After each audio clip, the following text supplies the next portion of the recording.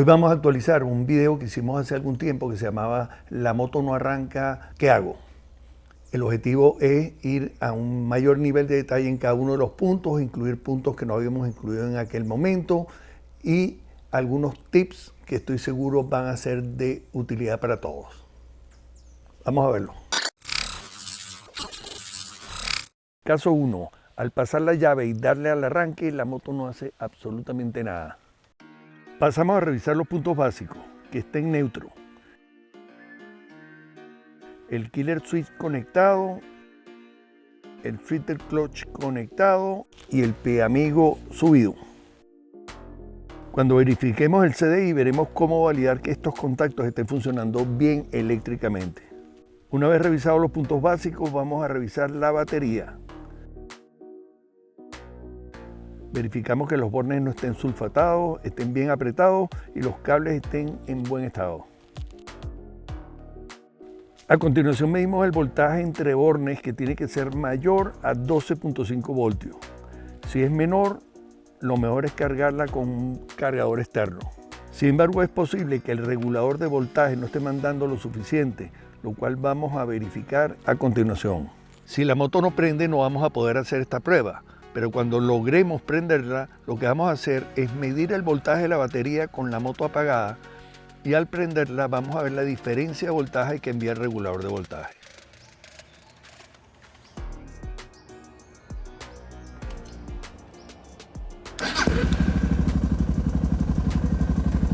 El regulador debe enviar entre 14 y 16 voltios. Si envía menos de 14, no va a cargar bien la batería. Y si envía más de 16, puede dañar la batería. Caso 2. Al darle al arranque hace un clic, pero no logra mover el motor de arranque.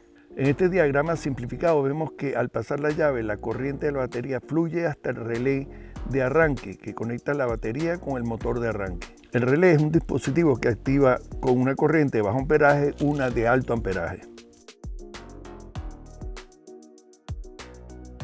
Revisamos el fusible que esté en buen estado y los contactos del relé que estén limpios y apretados.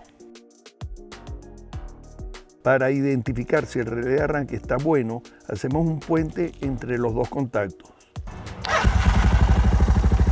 Si la moto arranca, es necesario cambiar el relé porque no está haciendo su función.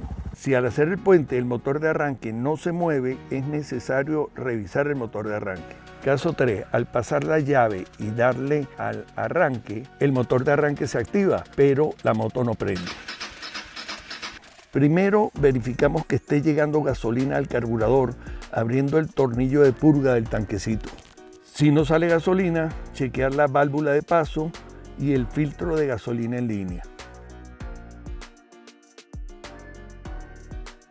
Si lo anterior está verificado y no hay gasolina en el tanquecito, probablemente la válvula de aguja de sello de entrada al carburador esté tapado. Esto está fuera del alcance de este video y estén pendientes que vamos a hacer un video solamente con el desarmado y mantenimiento del carburador. Si sabemos que hay gasolina en el carburador por la prueba del tanquecito, aún no podemos saber si la gasolina efectivamente llega al cilindro. Veremos una forma de verificar esto en el próximo paso cuando estemos chequeando chispas. En este diagrama simplificado vemos cómo fluye la corriente desde el estator, va al CDI que transforma la corriente alterna en una corriente pulsante que va hacia el embobinado primario, que induce una corriente sobre el embobinado secundario para enviar una corriente de muy alto voltaje, alrededor de los 10.000 voltios, hacia la bujía, y esa corriente formará un arco para dar la chispa en la base de la bujía. Procedemos a chequear si hay chispa primero en la bujía.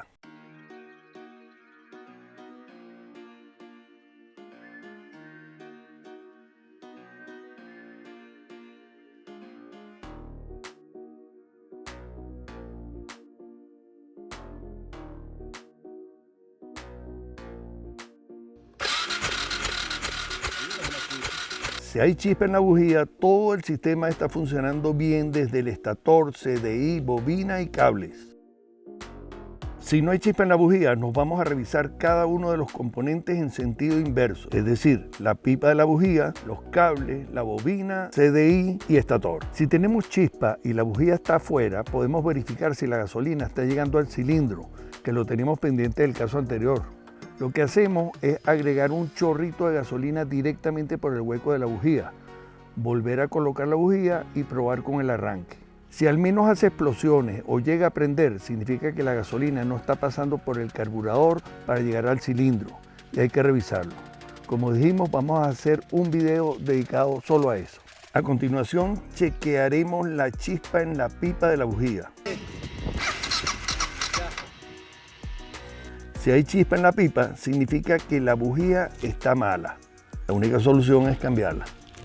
Si no hay chispa en la pipa de la bujía, el primer paso será verificar continuidad en los componentes que van hasta la pipa, desde la bobina. Seguimos el procedimiento para verificar el estado de la bobina. Hay muchos tipos diferentes de bobinas, así que el procedimiento para verificar si funciona varía dependiendo del tipo. Básicamente hay que medir la resistencia de los embobinados primario y secundario y verificar con el manual de la moto. En el caso de mi moto, una Suzuki DR650, la bobina viene integrada y tiene además dos pipas porque la moto viene con dos bujías de funcionamiento constante. Medimos la resistencia en el rango de 200 ohmios en el embobinado primario. Un punto fácil de medir es el chupón que conecta el CDI con la bobina.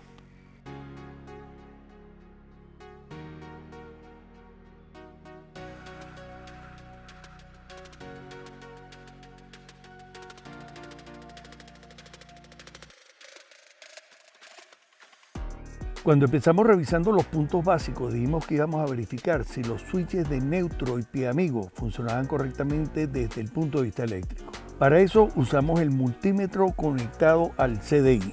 Conectamos la punta roja al cable anaranjado con blanco y la punta negra al verde con azul y ponemos el multímetro en 20 voltios de corriente directa. Con el motor en neutro y el pie amigo abajo, al pasar la llave nos indica un valor de 6,95 voltios.